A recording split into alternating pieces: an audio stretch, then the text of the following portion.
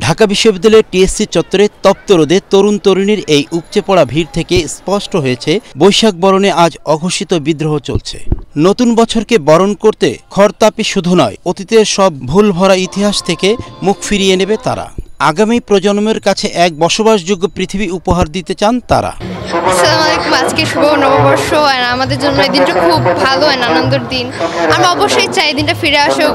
এই বাংলাদেশের কালচারটা, এটা কে না মিস করতে চায় না। আমরা আসলে অনেক খুশি যে এই দিকটা এসে আমরা এত এনজয় করতে পারতেছি।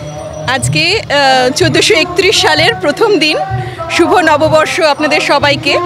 আমি ব্যাঙ্গালোর থেকে এসেছি, আর আমার বাঙালি হিসেবে আমার স্বপ্ন ছিল কোনো সময় বাংলাদেশে নববর্ষের দিনটা কাটাবো। আজকে আমার স্বপ্ন সফল হলো। আমার অত্যন্ত ভালো লাগছে এখানে এসে। এখানে ছোট ছোট বাচ্চারা তাদের সুন্দর সুন্দর কবিতা আবৃত্তি করছে, নাচ করছে, সব কিছু আমি এটাতে দেখতে পাচ্ছি।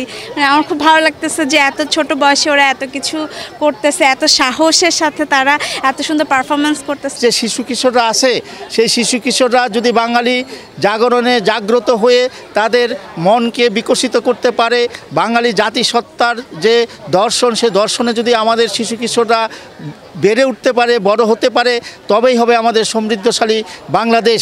পহেলা বৈশাখে সব ধরনের নাশকতা ঠেকাতে র্যাব পুলিশের পাশাপাশি তৎপর রয়েছে সাদা পোশাকের গোয়েন্দা। আমাদের ঢাকা মেট্রোপলিটন পুলিশের পক্ষ থেকে পর্যাপ্ত নিরাপত্তা ব্যবস্থা নেওয়া হয়েছে এবং এখনও নিরাপত্তা ব্যবস্থা বহাল আছে এবং আশেপাশে ছোটোখাটো অনেক অনুষ্ঠান চলছে। সোহরাওয়ার্দী উদ্যান, ঢাকা বিশ্ববিদ্যালয়, রমনা বটমূলকে কেন্দ্র করে এই সবগুলো অনুষ্ঠানের জন্য আমাদের পর্যাপ্ত নিরাপত্তার ব্যবস্থা আছে।